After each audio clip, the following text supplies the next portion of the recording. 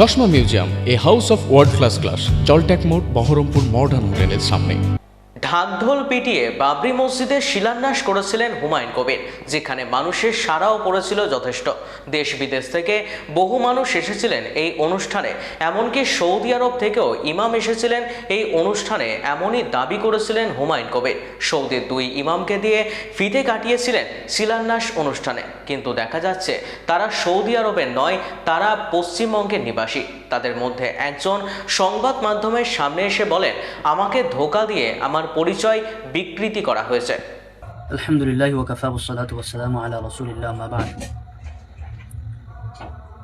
সম্মানিত আলেম উলামা, গণমান্য ব্যক্তিবর্গ এবং আমার প্রিয় ভাই ও বোনেরা, আসসালামু আলাইকুম ওয়া রাহমাতুল্লাহি ওয়া বারাকাতুহু।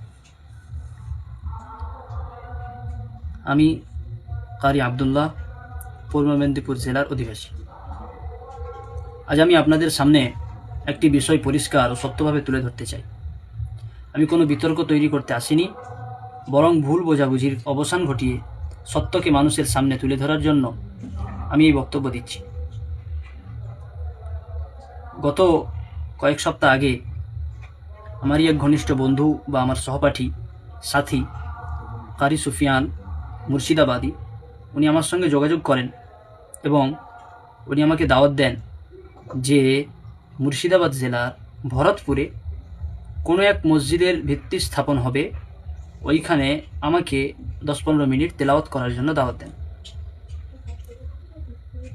কিন্তু মসজিদের নাম কি, কারা আয়োজন করছে, কার তত্ত্বাবধানে আয়োজন হচ্ছে, এসব একবারও আমাকে জানানো হয়নি। আমার কাছে শুধু বলা হয়েছিল একটা মসজিদের ভিত্তি স্থাপন, সেখানে তেলাওয়াত করতে হবে।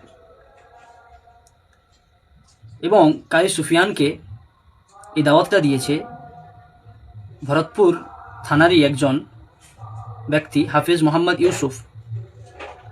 তিনার পক্ষ থেকে কারি সুফিয়ান দাওয়াতটা পান এবং উনার অনুমতিতেই কারি সুফিয়ান আমাকে দাওয়াত দেন। 5 তারিখ শুক্রবার যখন রাত্রবেলায় আমি সালার স্টেশনে নেমে ভরতপুরের দিকে রওনা হই, ওইখানে পৌঁছানোর পর ওনাদের তরফ থেকে আমি জানতে পারি যে আপনার তেলাওয়াতের প্রোগ্রামটা হুমায়ুন কবির কর্তৃক বাবরি মসজিদের শিলান্যাসে ওইখানে তেলাওয়াত করতে হবে, এতটুকু জানতে পারি।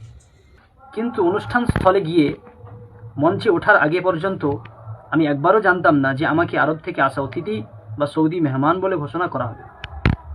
যখন স্টেজে উঠে শুনলাম যে সৌদি আরব থেকে 2 ইমাম এসেছেন, সত্যি বলতে কি আমি হতভম্ব হয়ে যাই। আমি স্পষ্ট করে বলতে চাই, আমি আরব থেকে আসিনি, আমি সৌদি আরবের মেহমান নই, আমি পূর্ব মেদিনীপুরের একজন সাধারণ অধিবাসী এবং আমি নিজেকে কখনো সৌদি মেহমান বলে পরিচয় দিইনি। এই ঘোষণা আমার সম্মতি ছাড়াই, আমার অজ্ঞাতে আমার পরিচয় বিকৃত করে প্রদান করা হয়েছে এবং এর ফলেই আজ অনেকে সোশ্যাল মিডিয়ায় নানা কথা বলছেন, সমালোচনা বিদ্রূপ ট্রল করছেন। মানুষের ভুল ধারণার জন্য আমি দুঃখিত, কিন্তু সত্য আমার বলতে হবে। যারা ভুল তথ্যের উপর ভিত্তি করে প্রতিক্রিয়া দিয়েছেন, আমি তাদের প্রতি দুঃখ প্রকাশ করছি, কিন্তু আমি চুপ থাকলে মিথ্যাটা সত্য হিসাবে ছড়িয়ে পড়বে। এই জন্য আজ সত্যটা বলতেই হলো। আমি ধোঁকা দিয়ে কাউকে প্রতারিত করিনি, বরং আমাকে ধোঁকা দিয়ে ভুল পরিচয়ে ব্যবহার করা হয়েছে। আমার উদ্দেশ্য শুধুমাত্র তেলাওয়াত করা ছিল এবং এই বিষয় ভিত্তিকে আমি বহু জায়গায় দাওয়াতও পেয়ে থাকি, প্রতারণা করার জন্য নয়। যে বা যারা এই ভুল প্রতারণার জন্য দায়ী, আমি আশা করি তারা নিজেরাই সামনে এসে বিষয়টি পরিষ্কার করবেন।